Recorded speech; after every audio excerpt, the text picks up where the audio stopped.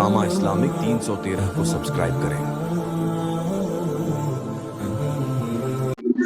नहमदुहु व नुसल्ली अला रसूलिहिल करीम अम्मा बाद अऊज़ु बिल्लाहि मिनश शैतानिर रजीम बिस्मिल्लाहिर रहमानिर रहीम। मेरे मोहतरम भाइयों दोस्तों, जब हक और बातिल आमने सामने होते हैं तो वहां पता चलता है कि इसमें कौन हक है और कौन इसमें बातिल है। तो इसी को जनाब बैरिस्टर असदुद्दीन अवैसी साहब ने पार्लियामेंट में साबित किया कि कौन मुसलमानों के साथ है और कौन दूसरे लोगों के साथ है। इससे ये बात साबित हुई। आइए इस वीडियो को देखते हैं। Listening to AIMIM's Asaduddin Owaisi Hussain के इनकार की तरह। सर, ये वक्फ तरमीमी बिल भारत के गयूर मुसलमानों के ईमान पर, इबादत पर एक हमला है। नरेंद्र मोदी की हुकूमत ने इस मुल्क की सबसे बड़ी अक़लियत के खिलाफ एक ऐलान जंग कर दिया, और ये जंग ना सिर्फ मेरे जिस्म पर है, बल्कि मेरी आज़ादी पर, मेरी समाजी और माशी मार्जिनलाइजेशन पर है, मेरी शहरियत पर है, मेरे मदरसे, मस्जिदों, खानखाहों और दरगाहों को निशाना बनाया जा रहा है। और ये हुकूमत सच्चाई को नहीं बयान कर रही है कि ये तरमीमी बिल से मुसलमानों का तहफ़्फ़ुज़, तरक्की और गुर्बत का खात्मा होगा। ये सरासर झूठ है। सर, अगर आप आइन के आर्टिकल 14 को देखेंगे तो उसमें लिखा हुआ है इक्वल प्रोटेक्शन। अब आप देख लीजिए सर के हिंदू, सिख और जैन को और बौद्ध को उनके एंडोमेंट में तहफ़्फ़ुज़ मिलेगा, क्योंकि उनका एंडोमेंट बाय यूजर बरकरार है और उनका एडमिनिस्ट्रेशन उनके हाथ में होगा। कि गैर हिंदू या गैर उनके मजहब का आदमी दान भी दे सकता है उनके लिए, और एंडोमेंट बोर्ड का तहफ़्फ़ुज़ भी मिलेगा, क्योंकि उसके ऊपर ओवरराइडिंग क्लॉज अप्लाई नहीं होगा, लिमिटेशन का कानून उस पर अप्लाई नहीं होगा। उसके बरक्स अपोजिट आप देख लीजिए, मुस्लिम वक्फ को वक्फ बाय यूजर निकाल दिया गया। एक मुस्लिम वक्फ की जायदाद पर कब्जा होगा, लिमिटेशन लगेगा, तो जो एनक्रोचर है, जो खाबिज है, वो रातों रात मालिक बन जाएगा और एक गैर मुस्लिम वक्फ बोर्ड को एडमिनिस्टर करेगा। ये आर्टिकल 14 के इक्वल प्रोटेक्शन का वायलेशन। अब आर्टिकल 14 में सर इक्वालिटी बिफोर लॉ भी है, और उसका कैसा वायलेशन हो रहा है कि कोई आर्बिट्ररी स्टेप नहीं ले सकता और कोई भी ऑफिशियल किसी भी तरीके से गलत आर्बिट्ररी फैसला नहीं लगा। यहां पर आप एक डेजिग्नेटेड ऑफिसर को रखकर वो फैसला लेगा कि ये जायदाद वक्फ की है, गवर्नमेंट की है। क्या ये प्रिंसिपल्स ऑफ नेचुरलिज्म के खिलाफ नहीं है, जिसका तकर्रुर एग्जीक्यूटिव करती है? ये हमारे theory of separation of powers, Bharat के आइन का बेसिक स्ट्रक्चर का हिस्सा है। क्या इसका वायलेशन नहीं है?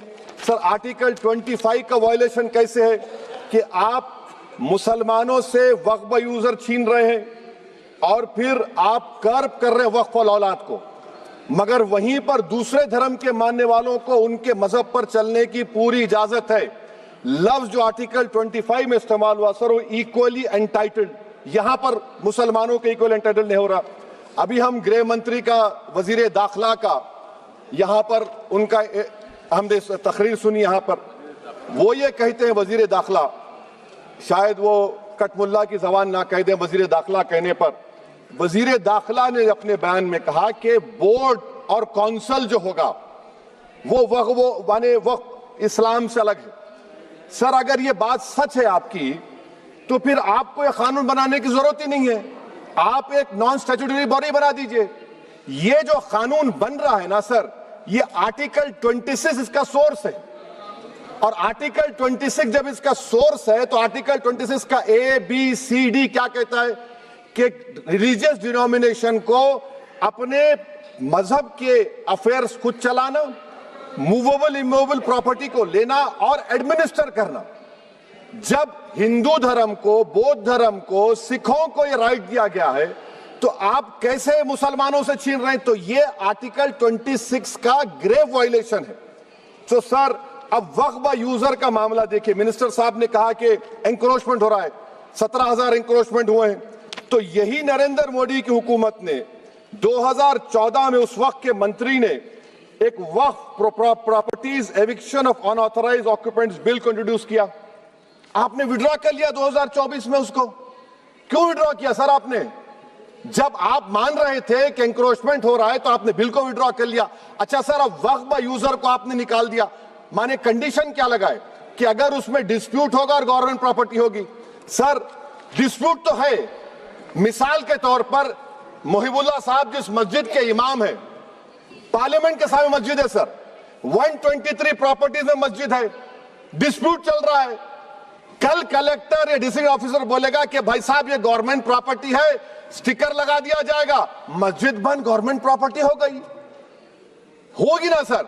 अब ये बताइए, आप जब से यहां पर पूरे बीजेपी रूलिंग पार्टी हमको ज्ञान दे रहे हैं कुछ नहीं होगा, कुछ नहीं होगा, मैं दलील के साथ बता रहा हूं आपको।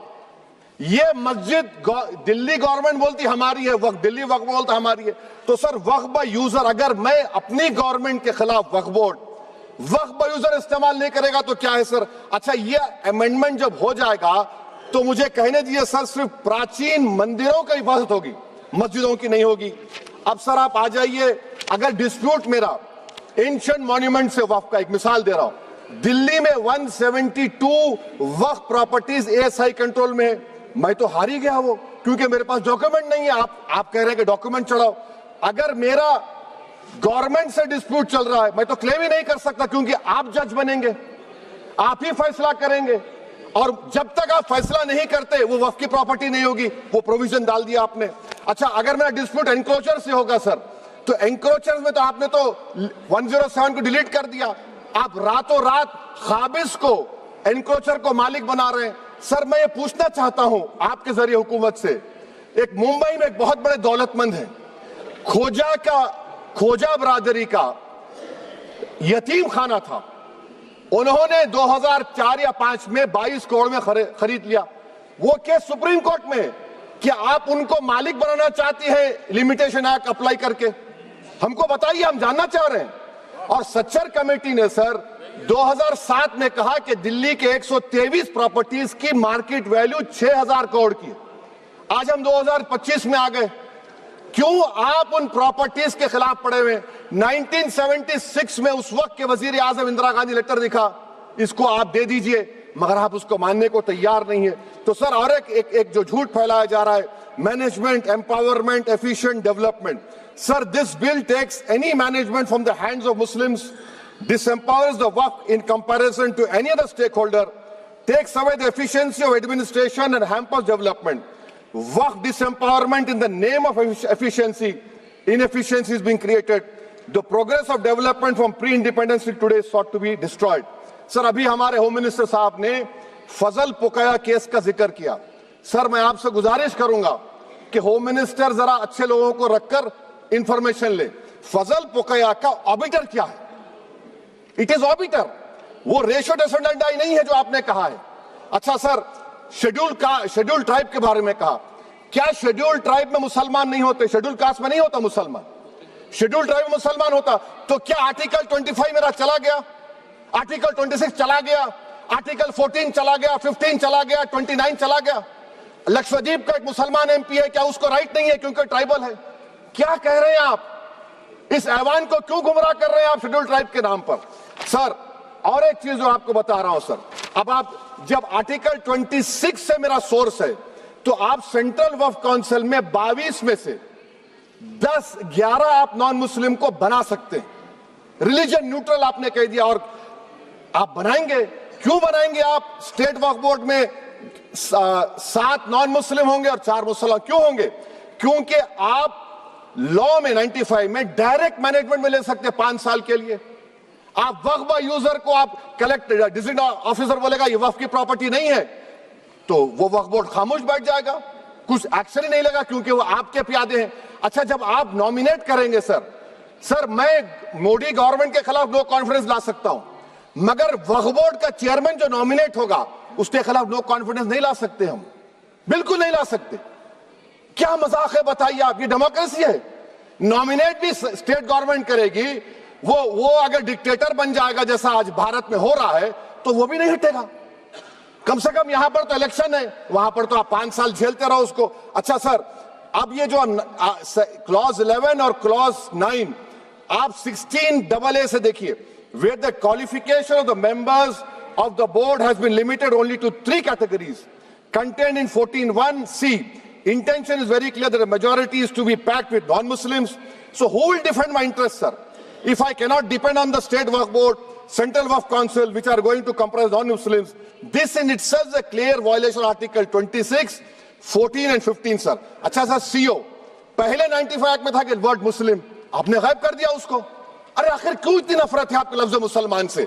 अच्छा फिर क्या कह रहे हैं आप कि ये भी आर्टिकल 26 का वायलेशन है। सब जितने हिंदू धर्म के प्रॉपर्टीज है, सिख धर्म के है, बौद्ध के है और आपके जैन के, वहां पर उन्हीं के मजहब का ऑफिसर होगा। और कहां पर नहीं होगा? वक्फ बोर्ड में। Waqf board is a pure religious institution, इसको समझने की जरूरत है। तो आप ये कर दे रहे हैं सर। अच्छा सर, आप देखिए, अब आप आ जाइए ये ट्राइब्यूनल पर। मुझे समझ में नहीं आया सर कि हमारे होम मिनिस्टर वजीर दाखिला ने क्या कह दिया कि 2013 में 2013 का जो कानून है वो नहीं बनता तो हम नहीं लेके आते। मैं बड़े अदब के साथ उनसे पूछना चाह रहा हूं कि क्या उस वक्त राजनाथ सिंह साहब, अडवाणी साहब, हमारी लेट सुषमा स्वराज, ये बड़े बड़े नेता यहां बैठे थे? आपने यूनानिमस उस कानून को पास करवा दिया। कीर्ति आजाद थे उस वक्त, अब यहां बैठे हैं वो टीएमसी में। तो क्या आप गलत थे या वो गलत थे? हमको बता दीजिए, आप बता दीजिए। क्योंकि अगर अडवाणी आपके लिए बहुत बड़ा नेता है, मेरे लिए नहीं हो सकते, आपके लिए आपने पद्मश्री दिया उनको। मोहतरमा सुषमा स्वराज की जबरदस्त तकारीर का मैं कायल हूं, वो बैठकर उस 2013 को यूनानिमस पास कर दिए। मुझे कंफ्यूजन है कि क्या अमित शाह, नरेंद्र मोदी बड़े हैं या अडवाणी बड़े? आपके लिए आप तय कर लीजिए। अच्छा सर, आपके tribunal sir, railway Clements tribunal, NGT tribunal, income tax, वैसे 14-15 ट्राइब्यूनल, हिंदू एंडोमेंट का ट्राइब्यूनल, सबका अपील नहीं होती, रिव्यू होता है। गृह मंत्री सरकार कह रही है कि नहीं, रोक दिए, रोक लगा। कैसे रोक लगाते हैं? रिव्यू और अपील में तो फर्क होता है ना सर। आप ही कह रहे हैं कि पूरे कोर्ट्स में बैकलॉग है और आप अपील कर रहे हैं। अच्छा सर, रिटायर्ड डिस्ट्रिक्ट जज 95 में सिटिंग डिस्ट्रिक्ट जज था, जो एडमिनिस्ट्रेटिव कंट्रोल था सीजीआई साहब, उसको निकाल दिए। अच्छा सर, अब आप अभी हमारे मंत्री साहब ने कहा trust, sir Shri Sai Baba trust 2004, वो ये कहता है जो ऑफिसर उसमें काम करता उसको साई बाबा का डिवोटी होने चाहिए और उसको डिक्लेरेशन लिख के देना पड़ेगा। यहां पर हो रहा तो यहां पर क्यों नहीं हो रहा? अच्छा सर, आप फिर देख लीजिए, ये आपका हो गया सर। हाँ, अब अमित शाह साहब ने सेक्शन 2A के बारे में कहा और उन्होंने इस बात का इकरार कर लिया कि दाऊदी बोहरा के लिए ये बनाया गया है। मगर मैं आपके जरिए से गवर्नमेंट से पूछना चाह रहा हूं, आपने तो उस प्रोवाइजो में दाऊदी बोहरा का नाम ही नहीं लिखा, आपने उनको भी थैंक यू कर दिया, उनका नाम क्यों नहीं लिखा आपने? और सर, और गवर्नमेंट क्या कर रही है? आप मुस्लिम समाज में जो बेकार किस्म के लोग हैं उनको एक रास्ता बना रहे हैं, एग्जिट दिखा रहे हैं कि तुम्हें वक्त से बचना है तो तुम्हें ट्रस्ट बना लो। ये क्या कर रहे हैं सर आप? कम से कम उन दाऊदी बोहरा को आप दे देते। अच्छा sir, clause 3V section 36 clause 18 देख लीजिए, oral Waqf, oral appointment has sought to be discontinued even though it is recognized practice in Islam. Muslim personal law has recognized oral waqf and 1937 Shariat Application Act. Sir, आप clause 39 पर आ जाइए, 5 साल के लिए मुसलमान। मैं किरण रिजिजू से पूछना चाहता हूं, सर दाढ़ी रखे तो मुसलमान प्रैक्टिसिंग है या क्लीन शेव आपकी तरह है? तो बताइए हमको, प्रैक्टिसिंग क्या होगा? अच्छा, किसी को पकड़ के मॉब लिंच कर दिया और बोले कि JSR का नारा लगाया, और वो JSR का नारा लगाया तो क्या मुसलमान रहेगा? नहीं रहेगा। या फिर देश के प्रधानमंत्री ने कहा था कपड़े देखकर पहचानो, तो क्या कपड़े देखकर आप कह देंगे? अच्छा, अगर कोई क्रिश्चियन हिंदू धर्म कबूल करता है तो क्या वो मंदिर को दे सकता प्रॉपर्टी? फिर भारत के संविधान में आर्टिकल 300 क्यों है सर? राइट टू इक्वालिटी क्यों है? फ्रीडम ऑफ रिलीजन क्यों है? 5 साल कहां से लाएंगे? अच्छा सर, और एक चीज सर, और एक चीज मैं आपको बोल के खत्म कर दूंगा सर। इस बिल में वक्फ औलाद का सर, इसमें आप देखिए clause 432, the creation of waqf al-awlad shall not result in denial of inherent rights to heirs, including women heirs or the waqif or any other right of person. Sir, ये article 25 का violation है, शरीयत application act 37 का violation, article 300A का violation है। अच्छा, हिंदू धर्म में सेल्फ एक्वायर्ड प्रॉपर्टी को एक हिंदू, अब उसके फर्ज के 2 बच्चे हैं, वो एक को अपनी पूरी दौलत दे सकता है, कोई रोक टोक नहीं है। वो कहेगा नहीं मैं घर के बच्चों को नहीं दूंगा, मोहल्ले के गरीब को दे दूंगा, वो भी कोई रोक टोक नहीं है। वहां पर आपको बच्चों की फिक्र नहीं है। जब मैं अपनी प्रॉपर्टी को अल्लाह को मालिक बनाकर दे रहा हूं, आप कह रहे बच्चों की फिक्र नहीं है। इतनी मोहब्बत आप बिल्किस बानो से दिखा देते तो आपके लिए दुआएं देती आपके लिए। तो सर आप दूसरी बात आप देख लीजिए सर, आखिरी बात कहकर मैं अपनी बात को मुकम्मल कर रहा हूं सर। नहीं खैर मैं मुकम्मल कर रहा हूं। स्पीकर साहब बहुत टाइम दे दिए। सर आप देखिए, इसमें अमित शाह साहब बोले कि इतनी प्रॉपर्टीज का कब्जा हुआ, चोरी हुई, ये हुआ। सर क्लॉज 2652A सेक्शन, अगर कोई प्रॉपर्टी बेचता है 2 साल की सजा थी, आपने क्या कर दिया, उसको 6 महीने कर दिया। नॉन अवेलेबल था, आपने अवेलेबल कर दिया। सेक्शन 40 की बात करते हैं। सेक्शन 40 में सर हमको जो ज्वाइंट वर्किंग कमेटी का जो नोट्स दिए, उसमें मिनिस्ट्री ऑफ माइनॉरिटी अफेयर्स ने कहा कि 30 साल में 515 केसेस सेक्शन 40 के, और सिर्फ 8 लोग कोर्ट को गए। वक्फ यूजर का कानून तेलंगाना आंध्रा में है, सेक्शन 40 का कानून तमिलनाडु 63 है, आंध्र प्रदेश में 43 है। और सर आप डायरेक्शन दे रहे हैं, अच्छा क्लॉज 4218B देखिए सर, आप रूल बना रहे हैं, कोऑपरेटिव फेडरलिज्म के खिलाफ है, इतना रूल बना रहे हैं। और आखिर में सर मैं आपको बताना चाह रहा हूं स्पीकर साहब, ये बिल का मकसद सिर्फ मुसलमानों को जलील और रुस्वा करना है, मुसलमानों को दूसरे दर्जे का शहरी बनाने का इनका मकसद है। सर अगर आप हिस्ट्री को पढ़ेंगे तो महात्मा गांधी उस वक्त के व्हाइट अफ्रीका में सफेद फार्म अफ्रीका के कानून को महात्मा गांधी ने कहा था कि ये मेरा कॉन्शियंस इसको मानता नहीं, मैं इस कानून को कबूल नहीं करता हूं। तो महात्मा गांधी ने क्या किया, उन्होंने उस कानून को फाड़ दिया। तो मैं गांधी की तरह इस कानून को फाड़ता हूं। ये अनकॉन्स्टिट्यूशनल है सर।